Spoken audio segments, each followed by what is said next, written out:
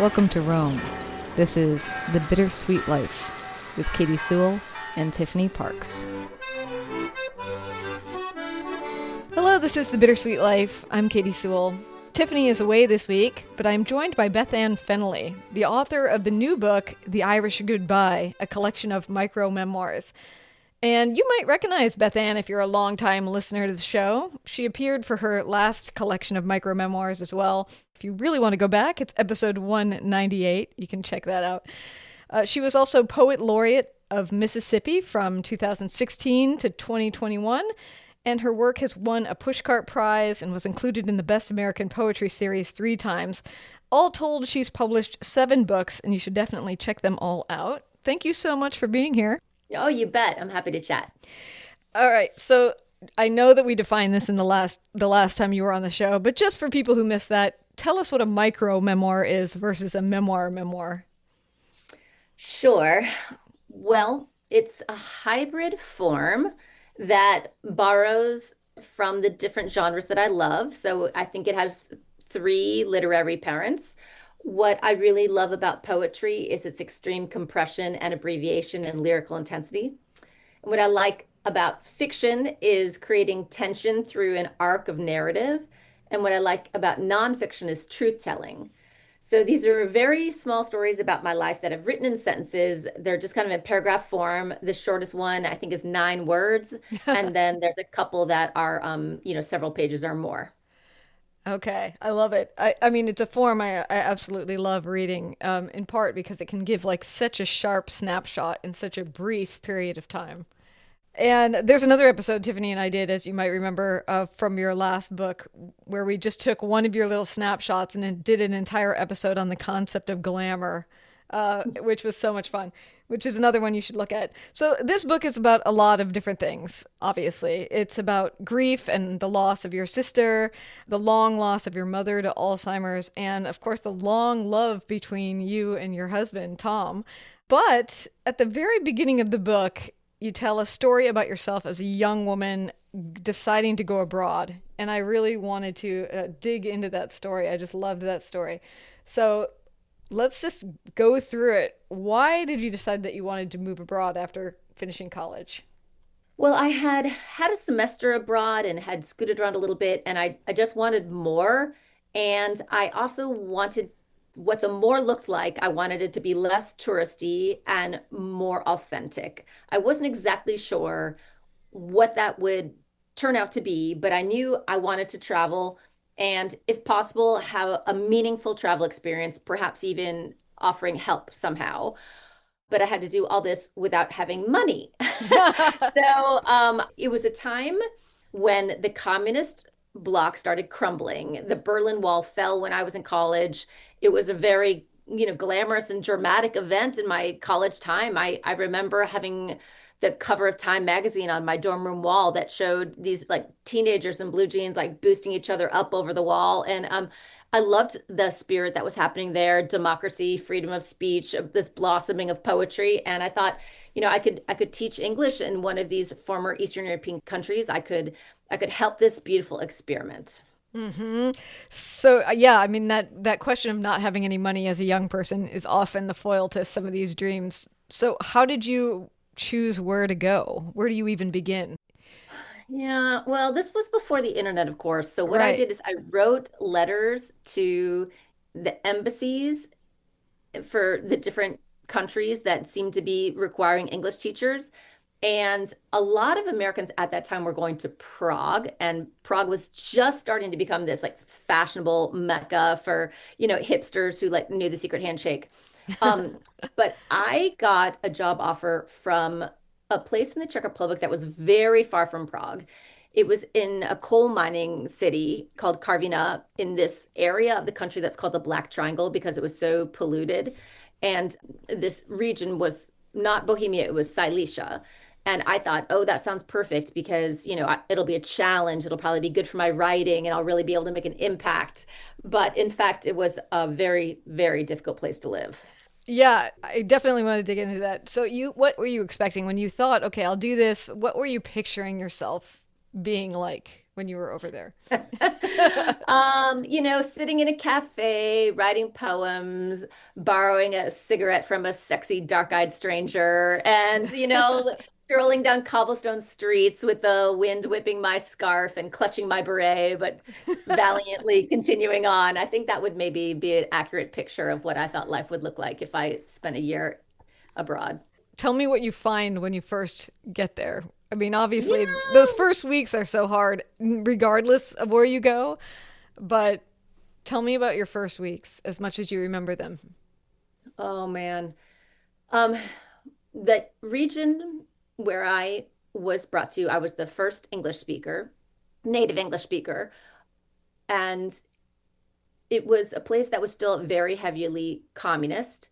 The coal mining aspect of the city was predominant, and those were you know, those were the people that were held in great valor. And, under communism, of course, there was this anti-intellectual thing. So it was unlike Prague that was receiving all these strangers and all these influences. It was a very closed, very dark, polluted region where I was held under great suspicion because the people who lived there were used to being spied on and used to being turned in by people who were watching them. So I was a place where I ultimately felt that I didn't have any friends. And my experience of living there was an experience of being quite lonely and testing how poorly equipped I was to combat my loneliness. Hmm.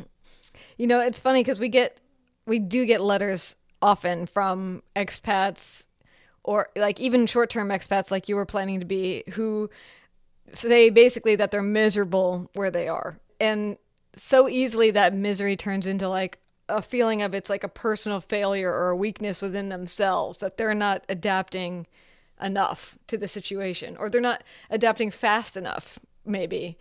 What's your thought on that, given what you know? Well, that was definitely how I felt. I was really young. I had just graduated college and I was 21.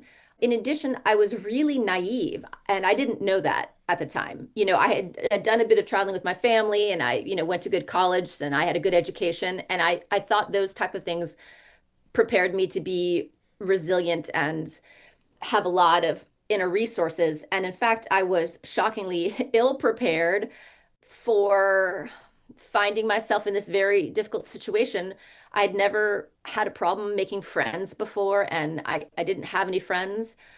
And I, all my attempts failed, and I didn't even know such a thing was possible. I just thought anyone could make friends if you just try, you know? Mm-hmm. And so it was actually embarrassing to me, my failure to be liked, to Uh-huh. be likable, and maybe went against my training, which was in a very conservative Irish Catholic family north of Chicago in a very conservative Irish Catholic school system where a woman's likability was very important. Mm-hmm. And but if you played by the rules, you were likable. But I wasn't likable. I had no friends and I just toughed out the year as best I could. Mm-hmm. What do you have any recollection of what kinds of things you were trying to do to make friends with people?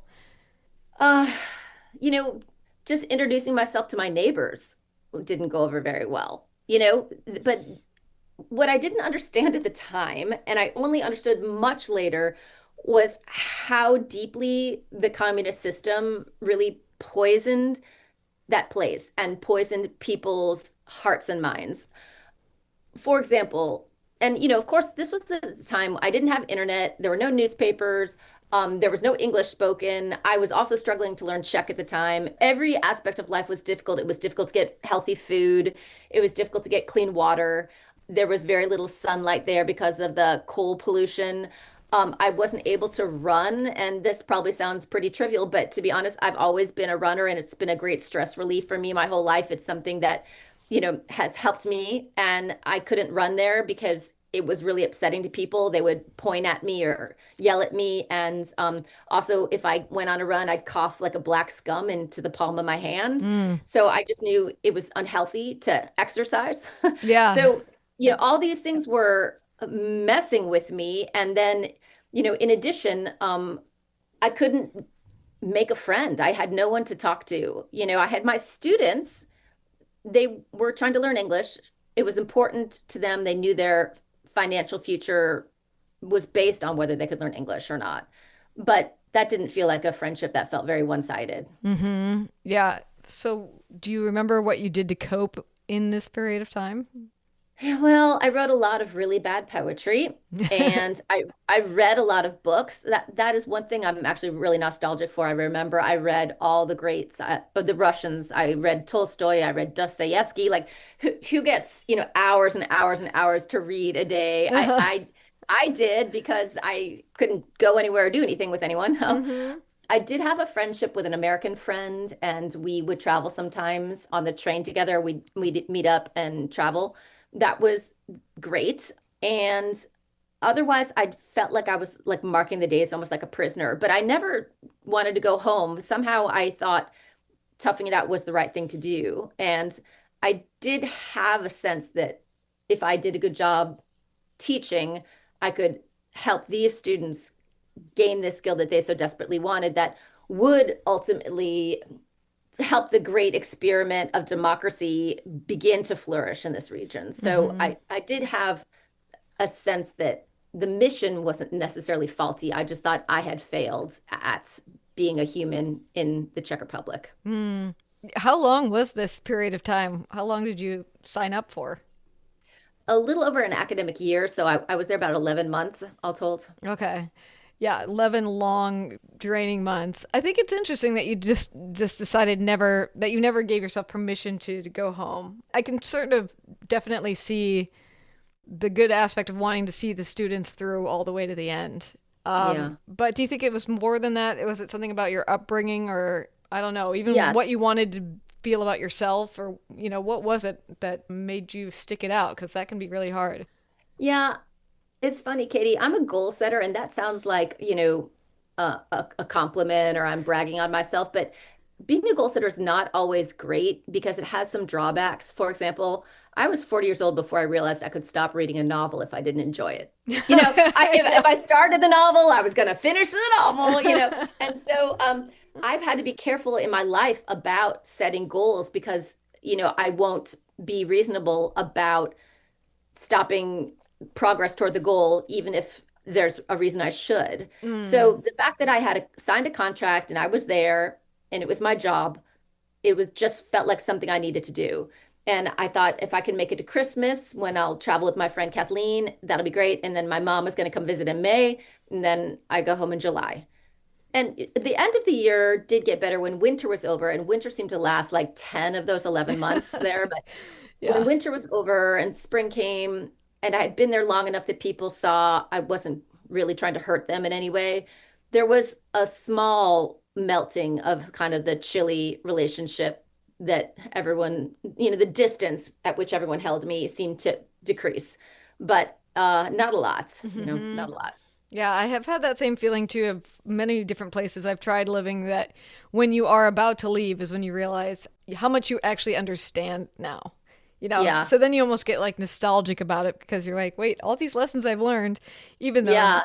you know, And by the end of the year, my Czech was so good, and it's such a hard language. hmm yeah, that's a hard thing to give up because I'm sure it's faded away by now, a little bit at least, unless Oh you've man, kept going. completely. Okay. Yeah, I think it's completely gone. I mean, I have been back to Prague a couple years ago, and there were moments when it just came back to my lips in a really shocking way, but mostly I think it's completely gone. Wow. What was the after effect of that experience when you were finally left? Did it linger with you in the years to come? How did you feel after it was over? It both lingered with me and seemed to be completely separate from my life. So it lingered with me in the way that I still dreamt about that place a lot. And I know it had a huge impact on me because, for example, during that year, I decided I wanted to go to graduate school for creative writing. So I had been an English major. I had written and done a lot of creative things, but it was only in that complete absence, no readers, no one can help me. I can't share my work with anybody, that I had the sense I want to get better and I don't know how. I need help with this. I want to study, I want to learn, I want to read, I want to be taught. Mm. So that year made me be more serious about writing. And I also think, in a way, it prepared me to be a writer. Maybe it taught me more about empathy and failure and loneliness in ways that served me kind of as a human walking around on planet Earth. But in a lot of other ways, more than any other experience that I've had in my life, it's been more cut off from me because there's no transfer from that life into this life. Mm. No one from there has ever come to visit me. You never hear about that place talked about on the news. There haven't been lots of letters or, lots of reasons to tell my children about that place. I just maintained a relationship with my old office mate. We send each other Christmas cards, but until I returned to teach in the Czech Republic several years ago, there really had been no overlap at all. Yeah, so it's almost like it's this solitary chapter that doesn't exist otherwise. Solitary confinement, yes. Mhm. Solitary confinement in many ways. So that's one of the fascinating things about this tale is I mean, it's fair to say, at least by how you write about it in the book, that you think of it beyond like the good things that came of it. You think of it as kind of a negative experience. Like when you remember yourself in that, your 21-year-old self, it was not something you felt like particularly successful at. But then you do revisit the town later on as an adult. And I think it's an interesting portrait of what memory is like, too. How would you introduce what you found there going back as an older person? Yeah, I think the reason why I wrote the essay is because returning to the Czech Republic shocked me by how poorly I understood what my initial experience had been. And part of it is because I was so young and naive. And part of it was I was so isolated with no news source and no one to answer my questions and no, I just had to guess what everything was. I remember thinking that the men were wearing eyeliner and it didn't make sense to me. And then I realized it was from the coal dust that they couldn't get off their eyes. Again and again, I tried to understand something and brought my world into it to help me understand it and failed to understand it and then was corrected. But I went to the Czech Republic for the first time when I was 21, and I returned exactly twice that age. I was invited back to teach at a creative writing workshop when I was 42. And in the interim, I had never been back there. Hmm. And I taught for 2 weeks in Prague, and I had the weekend off between the 2 weeks. And I was going to do something for the weekend. I wasn't quite sure what. And I decided to go visit this old town on the Polish-Czech border, quite a long train ride away. And my office mate invited me to stay with her. And part of me didn't really want to go because I knew I'd be trapped there without a car. And what if the visit didn't go well? I hadn't seen her since I was 21. For some And you reason, I weren't felt like, particularly friends then either. yeah, yeah. For example, I remember when my dog died when I was there when I was 21, and I got this letter from my dad, and I was just sobbing, sobbing, sobbing in our office. And she just stood up and walked out and shut the door behind her. Mm. And that just made me cry harder. Oh, like Hmm. I thought, like, why doesn't she hug me? Yeah. You know what? It hurts. I'm in pain. Hmm. So anyway, I go back at 42, and everything I thought I understood about those 11 months was misinterpreted. Hmm. For example, my office mate and her husband picked me up and we went out to a beer garden, and this stranger came up and said, "I thought I'd never see you again." And I looked at her and I realized it was one of the other colleagues that I had taught with, and they'd all come and gathered, and they had all these sweet little memories of me, and it was so shocking to hear them. At one point, one of them said, "Oh, don't you remember your nickname?" And I said, "Oh, yes, I do," because I hated my nickname because my name is Beth Ann, and that TH consonant cluster isn't in the Czech language, so they can't really pronounce it. Mm. So instead of calling me Beth Ann, they called me Američanka, which means American woman. Mm. And I just hated that. Hmm. So when my colleague said, "Oh, don't you remember your nickname?" I said, "Yes, yes, I do, Američanka." And they just laughed and laughed. And they said, "Oh, no, your other nickname." And I said, "What's that?" And they said, "We called you Sunny Chicago." Oh, wow. I know. I was so shocked. They had this like adorable nickname for me. And they were all so happy I was back. And when I went around the town, everything was changed and looked so, it was cleaned of coal dust and the sun was out. And it was almost hard to understand it as the same place that I had been. and that these people were the same people, but Hmm. it was the fault of communism. And, so example, that story I just told about my office mate hearing me cry in the office. I mean, we were about 6 inches away in this little tiny office, and I was sobbing, and she just got up and shut the door.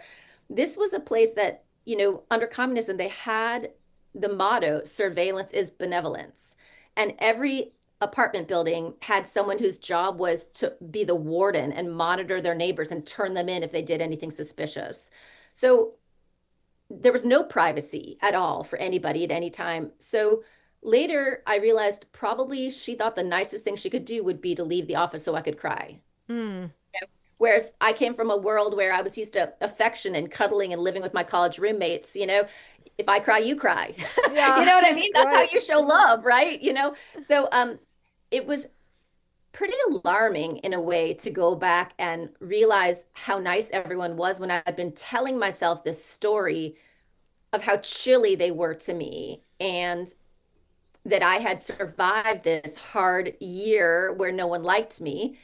And in a way, it was a year I almost used to motivate myself, as in, oh, okay, well, I've got this now, or not everyone dislikes me, or, here I am doing this cool thing.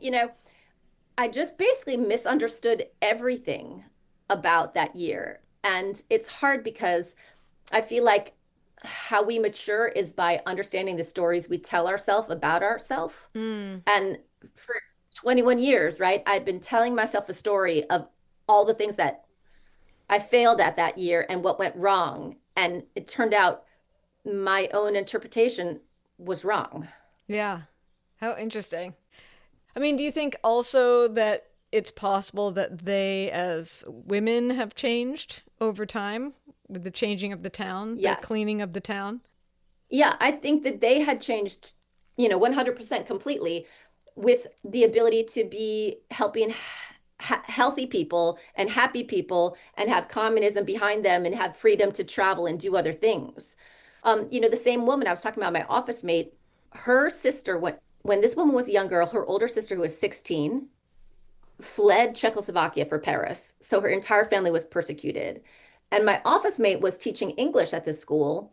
She also spoke 5 other languages with pitch perfect fluency, the most gorgeous accent. I promise, if you heard her accent, you would think that she was British. She Mm. spoke British inflected English. And yet she had never been allowed outside her small, tiny country, you Mm. know, Mm-hmm. because of what her sister had done 30 years earlier.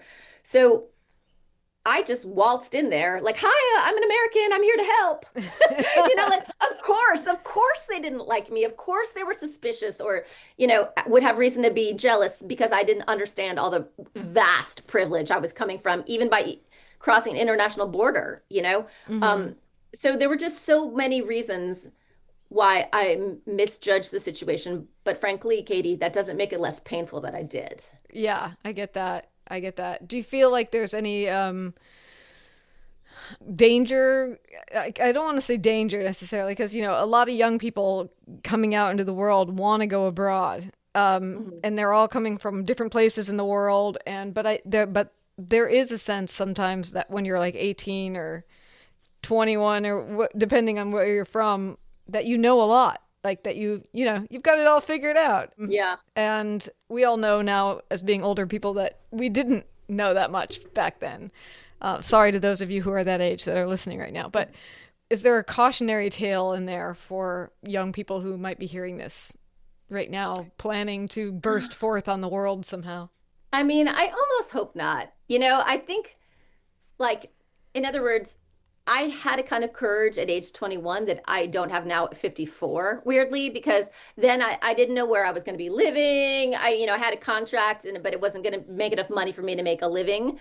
I didn't know anything about, what the job would be like. But I just had the confidence to think, oh, I'll make it work. Yeah. And like, so that confidence slash stupidity of the young, maybe it's like a beautiful hubris because it allows bold gestures to take place that the considered wiser middle-aged mom of three would not risk. Uh-huh. Well, we're almost out of time, but I do want to ask, since we're talking about risk, like I said, you talk about a lot of really hard things in this book. You're going to be doing interviews with this book coming out in February. You know, Mhm. what, if anything, in this book are you the most wary to talk about?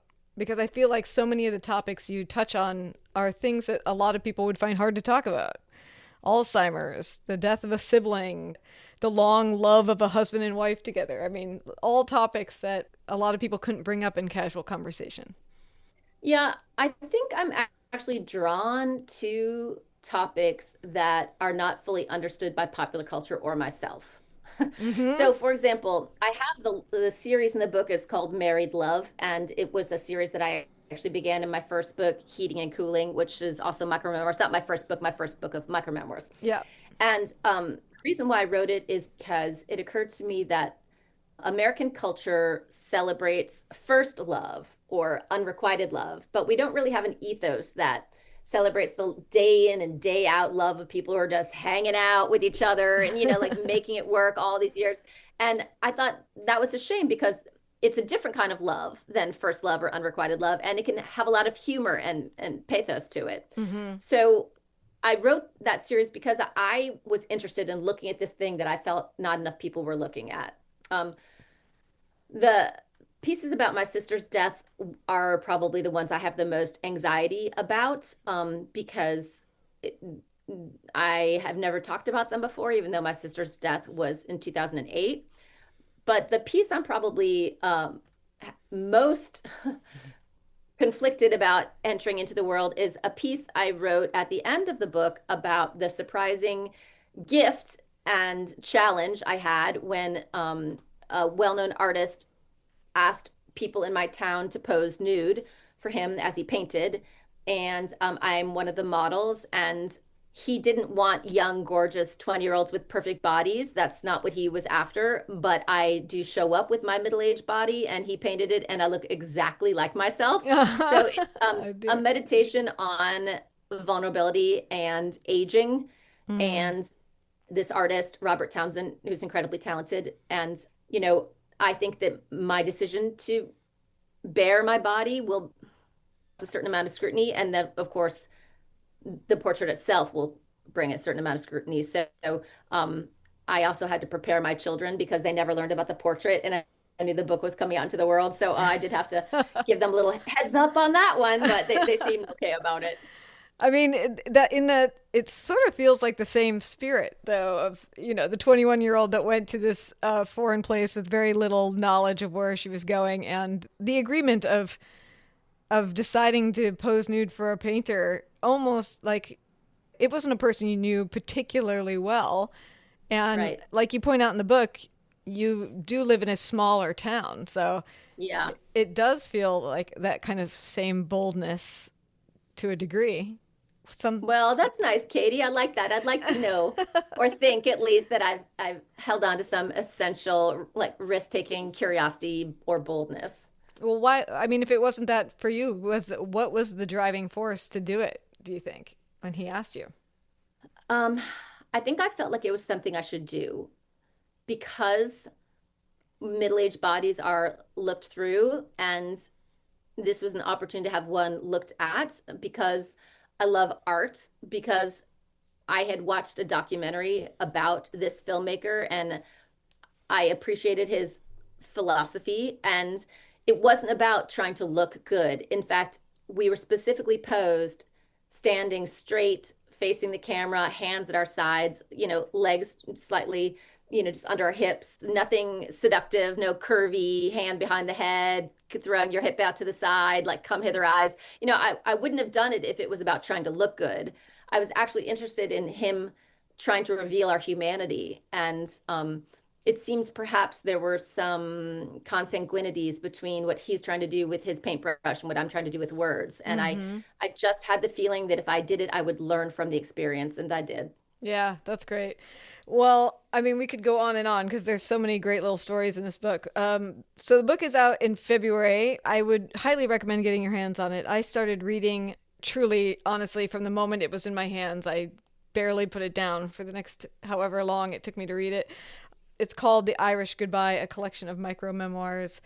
Thank you so much for being on the show again. And I mean, if you come out with another book of micro-memoirs, we're going to probably reach out to you again. Okay, good. Now I've got to write one, Katie, because I've loved speaking with you and I really enjoy your podcast. So thank you so much. Thank you so much. And until next time, this is The Bittersweet Life. I'm Katie Sewell. We'll talk to you next week. Bye. Support the show by wearing a Bittersweet Life t-shirt or socks or even a Bittersweet Life face mask.